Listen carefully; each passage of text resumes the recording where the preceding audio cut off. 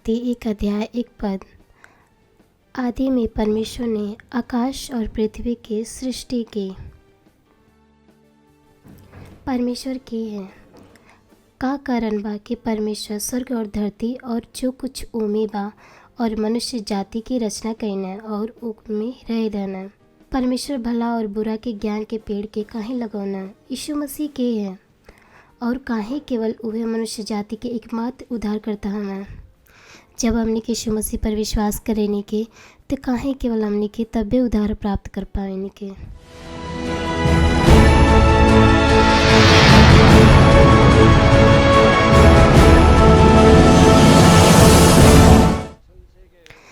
संसार भर में प्रिय दर्शक, यीशु मसीह के नाम से हम रेवा लोग से मिलके बहुत प्रसन्न बानी। हमार नाम रेवल डॉक्टर जिरोकली है।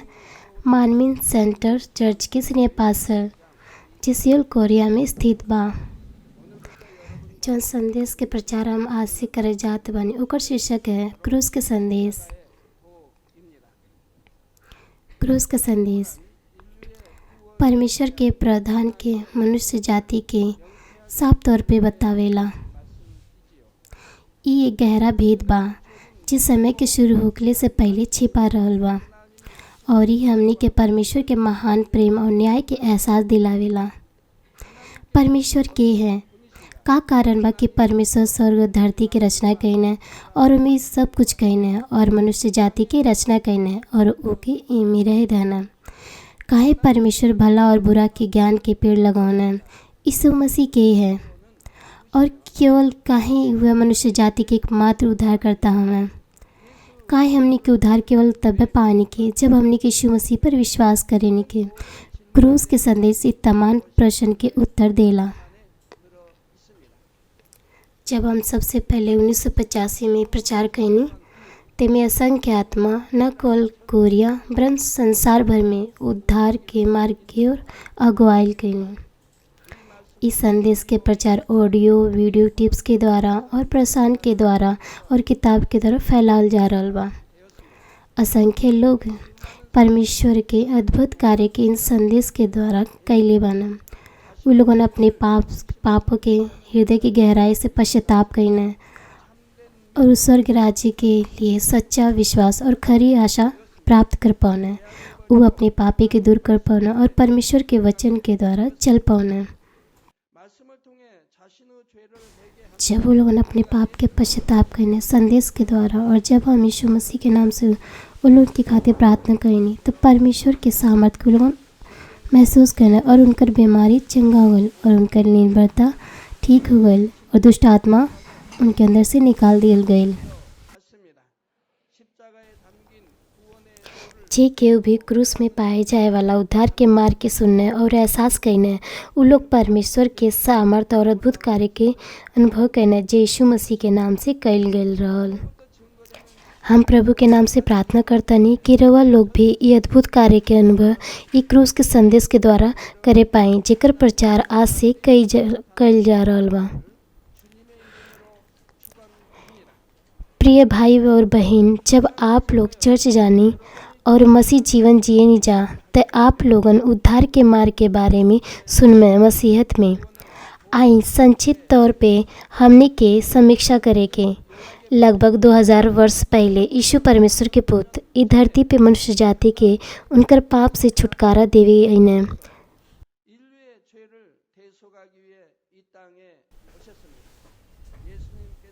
यीशु के क्रूस पे चढ़ावल गए मनुष्य के उनकर पाप से छुटकारा देवे के उनके गाड़े गए और तीसरे दिन वो फिर जी उठने और जे केहू इस तथ्य पे विश्वास करेला उनकर पाप से उन्हें छुटकारा मिलेला और वो स्वर्ग जाए के उद्धार प्राप्त कर पाना। लोगन आप लोगों में से बस इतना ही जाने नहीं, लेकिन हमने की नहीं कह सकेनी के कि हमने के केवल इतना ही ज्ञान के परमेश्वर के जानन के जे कि क्रूस के संदेश में पाया जाला। उदाहरण के लिए का लगेला आप लोगन के कि काहे परमेश्वर भला और बुरा के ज्ञान के पेड़ लगौना।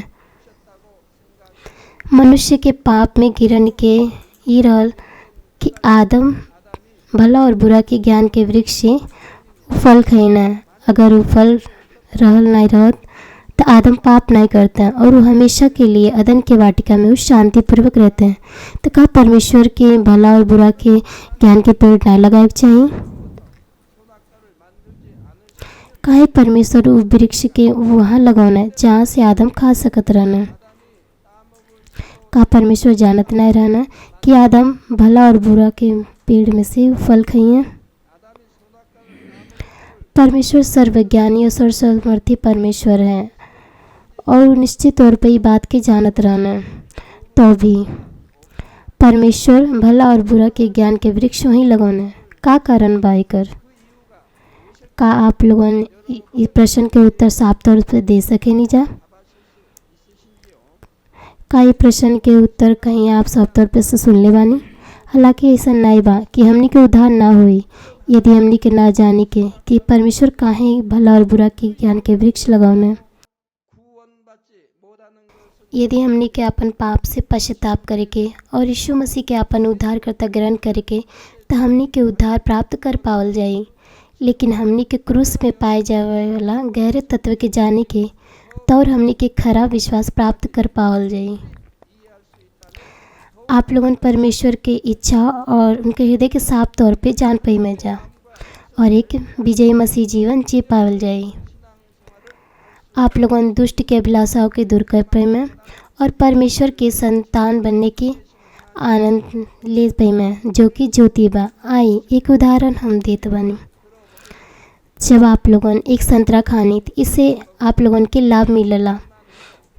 यदि आप इस संतरा के खाएं, अगर आप लोगन इस एकरे बारे में जाने कि एमे कौन प्रकार के पोषण तत्व पावल जाला। उदाहरण के खातिर मान लीजिए आपके पता चल कि संतरा में बहुत से विटामिन सी होला जो कि हमनी के त्वचा के लिए और हमनी के थकान के कम करेला और बीमारी के विरुद्ध में प्रतिरोधक के बढ़ावेला। तो फिर आप लोगन तब संतरा नहीं खाई में जब आप लोगन खाइल चाहे में वरन रवा लोगों की खाई में काहे कि वो सेहत के लिए सही रहेला। मसीह जीवन में भी ऐसे ही बा।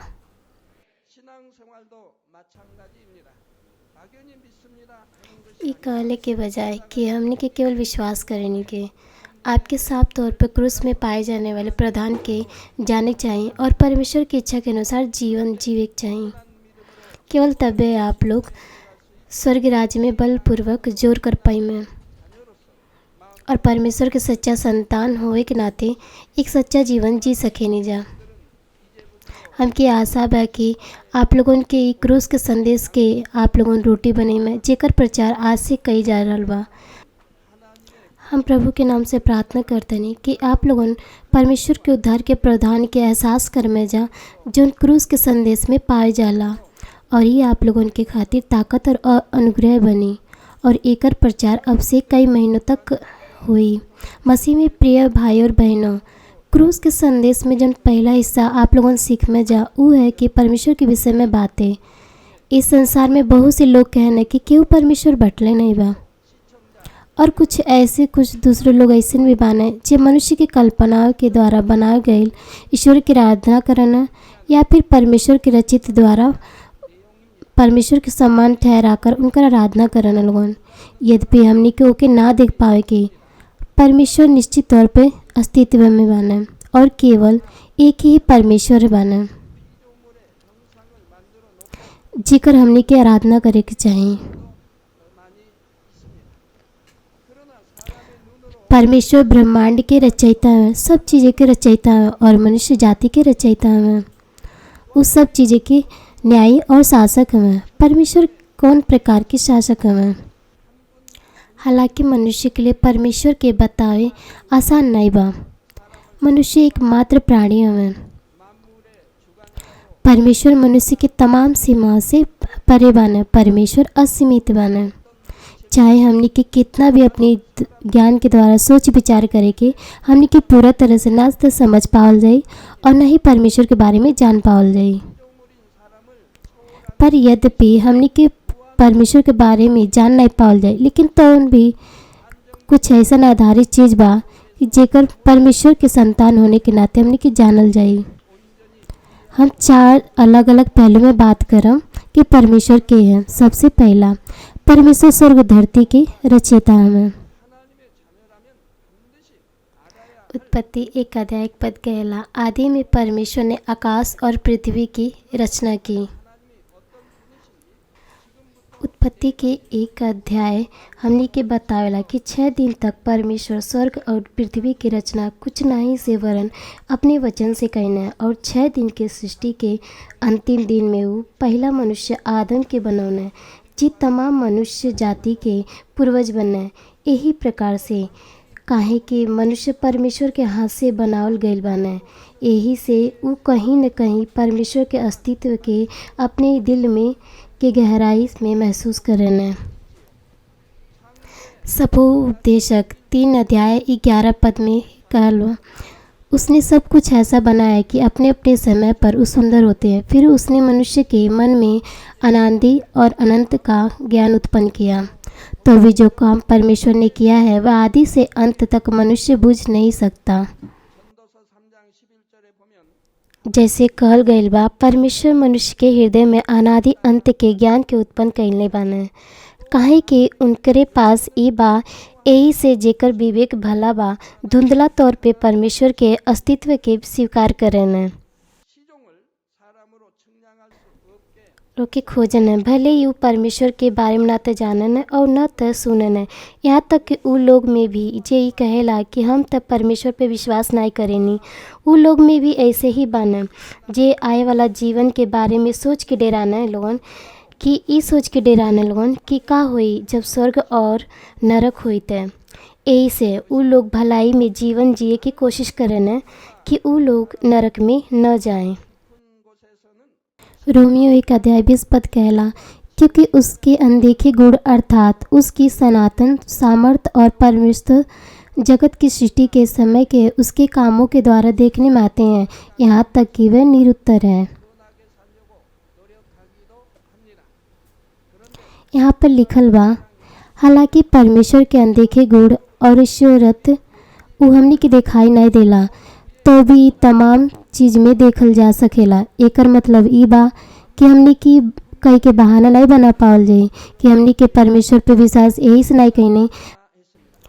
जैसे कि यहाँ पर कहल गईल बा कि यद्यपि हमन के परमेश्वर के प्रत्यक्ष तौर पे ना देख पावल जाई, लेकिन तब वो हमन के एहसास कर पावल जाई कि सृष्टिकर्ता परमेश्वर बाना है, कि और केवल एक ही सृष्टिकर्ता परमेश्वर बाना है। काहे कि परमेश्वर के अनदेखा गुण तमाम चीज़ में पावल जाला ई ब्रह्मांड में, जिनमें परमेश्वर रचले बाना। आई एक उदाहरण हम आपके देत बानी।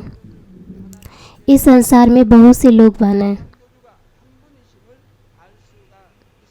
बहुत से जाति बाना, बहुत से पंथ बा, जेकर अलग अलग भाषा बा, अलग अलग संस्कृति बा, अलग अलग त्वचा के रंग बा, लेकिन उस सब में कुछ न कुछ सामान्य पावल जाला। सब लोग के और सभी पंथ के 2 आँख होला, और सब लोगन के 2 कान होला, 1 नाक होला और एक ही मुंह बा। और इन तमाम अंग की जगह भी एक समान बा। चेहरे के मध्य में नाक बा और आँख बा, ऊपर के हिस्सा में बा, और नाक के नीचे मुंह बा, और कान चेहरे के दोनों तरफ बा। और ऐसन भी नहीं बा कि संरचना केवल मनुष्य के,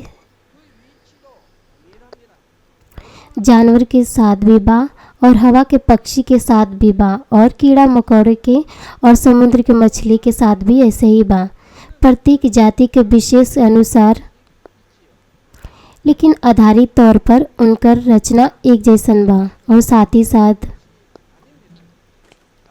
उनकर पाचन प्रणाली भी एक समान बा, और प्रजनन प्रणाली भी एक समान बा।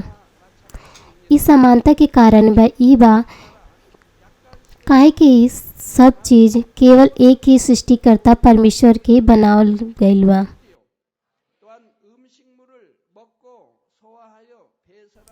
संसार के लोग डार्विनिज्म पे जोर देने लोगन और परमेश्वर के सृष्टिवाद के मना कर देना, लेकिन मनुष्य जाति जैसे वो कहने लोगन वैसे विकसित भइल रहत त हमनी के एके बनावट नहीं होत। हमनी के अलग अलग रूप में बनावट में विकसित हो गए रहती के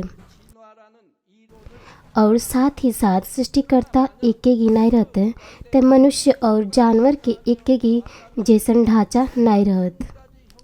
यही से होता काहे कि अगर बहुत से सृष्टिकर्ता रहते तो वो अपने प्राणी के आकार और बनावट अपनी पसंद के अनुसार बनाते हैं। लेकिन ये देखे कि लगभग सब चीज़ उनकर एक ही बनावट और क्रिया प्रणाली बा। यही से हमनी के निश्चित तौर पे समझ सकें कि उन लोगन के शुद्धता से बनावट और सृष्टि केवल एक ही सृष्टिकर्ता परमेश्वर के द्वारा बनावल गईल बा। मसीह में प्रिय भाई और बहन, डार्विनिस्ट कहन कि जीवित प्राणी निचला स्तर के प्राणी से और ऊंचा स्तर के प्राणी में विकसित भइल बाने।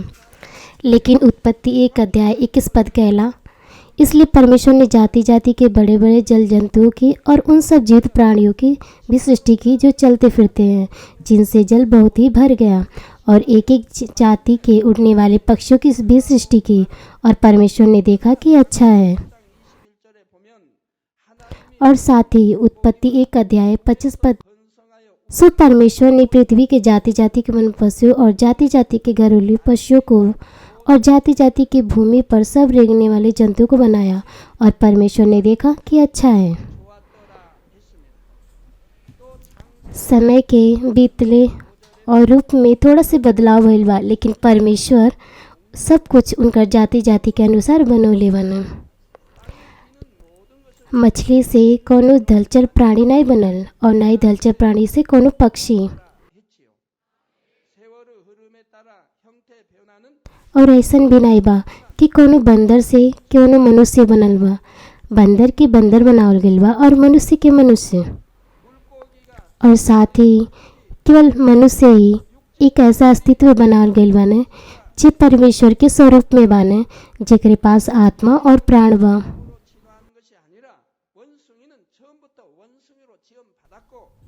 चाहे कोनो बंदर मनुष्य के जैसन भले होखे, ई परमेश्वर के अस्तित्व के एहसास ना कर पाई, और ना ही आदमी के जैसन परमेश्वर के आराधना कर पाई, काहे कि ओकरे पास आत्मा नहीं बा। का कोनो बानर परमेश्वर के खोज करी? का वो आए वाला जीवन के बारे में सोची, अर्थात स्वर्ग और नरक के बारे में? का वो एक अच्छा जीवन जिए की कोशिश करी? और साथ ही हमनी के जब प्रक्रिया के देखे नहीं के, तो हमनी के सृष्टिकर्ता परमेश्वर के और भी प्रमाण के देख सकें कि धरती एक दिन में घूमेला और सूरज के चारों ओर साल में एक बार, और चांद धरती के चारों ओर महीना में एक बार घूर्णन करेला और चक्कर लगावेला। जब हम जागृति सभा में बहुत लंबा समय तक प्रचार करत रहनी, हम कहनी कि चांद अपने आप में घूमेला, ते एमे केहू आपत्ति जतैले कि केहू कहेला कि चांद खाली चक्कर लगावेला। प्राथमिक कक्षा में हम पढ़ले रहनी कि चांद घूमेला, लेकिन हम जानत नहीं रहनी, काहे कि कुछ लोग कहत रहना कि ई सत्य नहीं बा।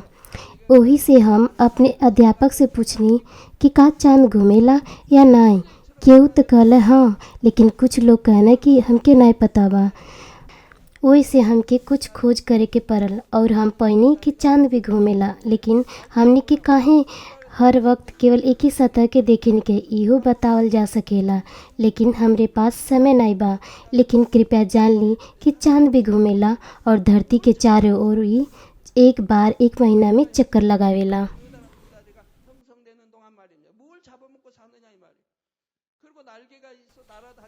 एक घूर्णन और परिक्रमा के द्वारा हमनी के पास ये धरती पे चीज क्रमानुसार चलेला। हमनी के पास दिन और रात बा, 4 मौसम बा, और ज्वार भाटा के उतराव और चढ़ाव बा, और हवा के बहाव बा। स्वर्ग खंड के इस संचलन और स्थान उपयुक्त तौर पे स्थापित कइल गइल बा, ताकि मनुष्य जाति के खातिर ई उपयुक्त और ठीक रहे और जीवित प्राणी जीवन निर्वाह कर पावे। धरती और सूरज के बीच में अपने अक्ष पर जवन दूरी बा वो बहुत ऊंची दूरी बा।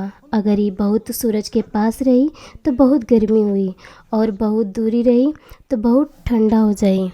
यहाँ तक कि धरती और चांद के बीच की दूरी वो अवश्य ना तो दूर और ना ही नज़दीक होके चाहिए। वर्तमान दूरी उस ज्वार भाटा के उतार और चढ़ाव के उपयुक्त बा। काहे कि ज्वार भाटा के चढ़ाव उतराव के तापमान और गर्मी बनल रहेला और बहुत से प्राकृतिक घटना होत रहेला और ऐसे बादल चलेला, हवा चलेला और पूरा धरती पे बारिश होला। ई ना तो दूर हो सकेला और ना ही नज़दीक हो सकेला वर्तमान दूरी से। धरती एक तरह से क्रमानुसार असंख्य सालों से बिना कोनो त्रुटि से बिल्कुल उचित दूरी बनाए घूर्णन कर रहल बा और चक्कर लगावता। का आपके लगेला कि सारे के सारा क्रम बिग बैंग के द्वारा हो सकेला, जैसे कि कोनो साइंटिस्ट कहेला? आप लोगन सामान्य ज्ञान के इस्तेमाल काहे न करेनी? यदि आप लोगन एक घड़ी खोली, ओमन बहुत से छोटे छोटा पुर्जा एकत्र होला बिल्कुल उचित तौर पे ताकि वो घड़ी चल सके। लेकिन आई हम मान ली कि केहू एक घड़ी आपके दिखावेला और आपके एक तरह से कहेला कि ई घड़ी के केहू नहीं बनौले आ। ई घड़ी के पुर्जा लावा फूटने से निकल आइल बा और वो खुद ब खुद इकट्ठा हो गईल और ये घड़ी चले लगल।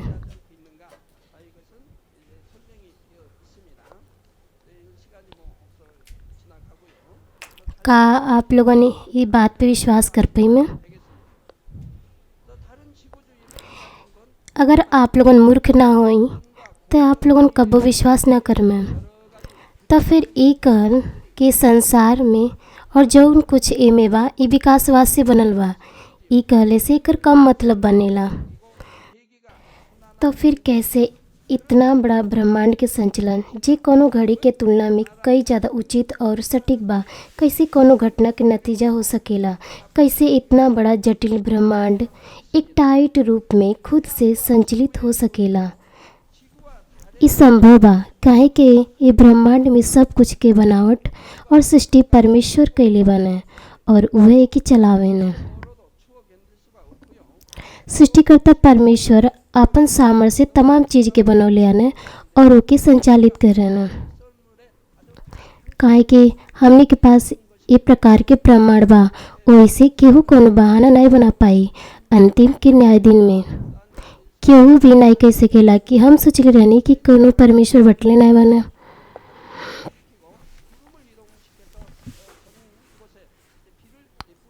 प्रिय दर्शक, ऐसा काहे होला कि लोग विश्वास नहीं करन है, यहाँ तक कि ऐसे साफ प्रमाण के देखले के बावजूद भी। यही से बा काहे कि वो लोगन वही बात के विश्वास करे के कोशिश करन है जौन वो लोगन के आँखें से देखेला और हाथ से छुअल जा सकेला और उनकर ज्ञान से समझल जा सकेला। तो फिर उनकर ज्ञान और विचार कहाँ से आयल? का जन्म से उनके पास रहल? उनकर ज्ञान और विचार उन लोगन से सीखने और सुनने के द्वारा भइल और उनकर विचार इस तरह के ज्ञान से उत्पन्न होला। वो इस सत्य के स्वीकार करे के कोशिश नहीं करन है कि केहू अदृश्य जीवन परमेश्वर बाने। बाइबल में लिखल बा चिन्ह और चमत्कार के स्वीकार नहीं करन है, लेकिन बाइबल में तमाम वचन अपने आप में सत्य बा। इस सत्य बा कि परमेश्वर स्वर्ग और धरती के बनौना है। चिन्ह और चमत्कार और सामर्थ्य कार्य वो वास्तविकता में भइल बा। ये चीज़ केवल सृष्टिकर्ता परमेश्वर के द्वारा ही कइल जा सकेला। वो बाइबल के इनकार करे के कोशिश करन है काहे कि ई न वो लोगन के समझ में आवेला और ना ही वो लोगन विश्वास करन है अपन सीमित विचार और ज्ञान के द्वारा। लेकिन बाइबल में जौन चिन्ह और चमत्कार बा वो सब सच है। यूहन्ना 4:48 कहेला, यीशु ने उनसे कहा, जब तक तुम चिन्ह और चमत्कार को ना देखोगे तब तक कदापि विश्वास ना करोगे। हालेलुया। सर्वशक्तिमान प्रेमी पिता परमेश्वर, कृपया अपन हाथ तमाम भाई और बहन पे रखें जो यहाँ पे प्रार्थना के ग्रहण करता। उनके हृदय में विश्वास के बोई और उनका नकारात्मक विचार और शक की दूर करें। सारा क्लेश और आजमाइश उनकी छोड़ के चल जा। पवित्र आत्मा के आग के द्वारा सिर से लेके पैर तक उनका सारा बीमारी और दर्द भरल अंग के जला दी। यीशु मसीह के नाम से हम आज्ञा देता नहीं, शत्रु दुष्ट और शैतान तमाम बीमारी, रोगाणु, विषाणु और निर्बलता दूर हो जा। ज्योति उनके भी चमके, उनकर सारा असाध्य और अंधकारी रोग पवित्र आत्मा के आगे के द्वारा झुलसा दी। सारा प्रकार के महामारी, मलेरिया सहित जला दी। सारा संक्रामक रोग, जुकाम, बुखार उन लोग से दूर हो जा। पिता, उनके तमाम प्रकार के रोगाणु और विषाणु से सुरक्षा दी। उनके तमाम प्रकार के कैंसर, पेट के कैंसर, फेफड़ा के कैंसर, जिगर के कैंसर, छाती के कैंसर, गर्भ के कैंसर और आंत के कैंसर से ठीक करें। और तमाम दूसर जैसे कि एड्स, ल्यूकेमिया, दिमागी रक्तचाप, उच्च रक्तचाप, धीमा रक्तचाप, हृदय के रोग, फेफड़े के रोग, स्त्री रोग, थायराइड के रोग और सारा सूजन दूर हो जा। और पोलियो, लकवा, गठिया और आंत के रोग से ठीक हो जा। सारा प्रकार के दर्द उनसे दूर हो जा। पेट दर्द, सिर दर्द और मानसिक दर्द सहित मृगीय स्वलीनता, उदासी, तंत्र के रोग और तमाम दूसर मानसिक बीमारी से आज़ाद हो जा। तमाम प्रकार के लकवा से वो लोग खुल जा, उठे चले और वो लोग कूदे, वो अच्छा आँख की रोशनी पावे और अच्छा सुनने की शक्ति प्राप्त कर पावे। अंधा देखे लगे, बहरा सुनने लगे और गूंगा बोले लगे। दुर्घटना के तमाम प्रभाव के ठीक करी, उनका टूटल हड्डी ठीक करी, उनके जलन से ठीक करी। जलन और दहन संवेदना उन लोग से दूर हो जा। सारा प्रकार के नशा के लत से, हर पदार्थ के इस्तेमाल से साफ हो जा। पिता, मरण कोशिका, उत्तक और तंत्र के फिर से ठीक करें और मुर्दा के जिया दें। उन लोग के आशीष दें गर्भधारण के। पिता, उन लोग के गर्भधारण के आशीष दें। यीशु मसीह के नाम से हम आज्ञा देता नहीं, शत्रु, दुष्ट और शैतान, हवा के शासन, बुरी सेना और उनका दास उन लोग से दूर हो जाए। बुरी आत्मा, अशुद्ध आत्मा, धोखा की आत्मा, झूठ की आत्मा, अलग करे वाली आत्मा और तमाम अंधकार की ताकत उन लोग से दूर हो जा। दुष्टता के तमाम बंधन खुल जा, उन लोग से दूर हो जा। ज्योति आ जा। पिता परमेश्वर उनकी ताकत दे कि उन लोग प्रार्थना में पुकारे, पाप के दूर करे के उन लोग की सामर्थ्य दी और वो पवित्र हो जा। वो भला स्वस्थ में बनल रहे। जब उनका प्राण सम्मिलित होता है, उनकर परिवार में सुसमाचार के प्रचार कल जा। उनके सुरक्षा दी तमाम प्रकार के दुर्घटना और विपत्ति से। अपन बच्चन के, उनकर घर, कार्यशाला, व्यापार के सुरक्षा दी। पवित्र आत्मा के आग के दीवार से, स्वर्ग सेना, स्वर्गदूतों और अपनी धधकती आग के द्वारा। पिता परमेश्वर, आपकी धन्यवाद। सारा महिमा केवल आपके मिले। हमरे प्रभु यीशु मसीह के नाम से हम प्रार्थना करते नहीं, आमीन। प्रिय दर्शक, भजन संहिता 53 अध्याय 1 पद कहेला, मूढ़ ने अपने मन में कहा है कि कोई परमेश्वर है ही नहीं। वे बिगड़ गए, उन्होंने कुटिलता के घिनौने काम किए हैं, कोई सुकर्मी नहीं। यदि अगर ऐसन लोग बाना कि जे कहेला कि कोनो सर्वशक्तिमान परमेश्वर है, बटला नहीं बाना, तो ई सामर्थ्य कार्य के बारे में का कहिए जौन हमरे प्रार्थना के द्वारा भइल बा। मृतक तंत्रिका जिंदा कल जाला, जन्म के अंधा देखे लगन, बहरा सुने लगन, गूंगा बोले लगन, लंगड़ा जौन लकवा और पोलियो से ग्रसित बना वो चलन है, और दूसर बहुत से बीमारी जैसे कि अंतिम स्तर के कैंसर, ल्यूकेमिया, एड्स ठीक हो जाला।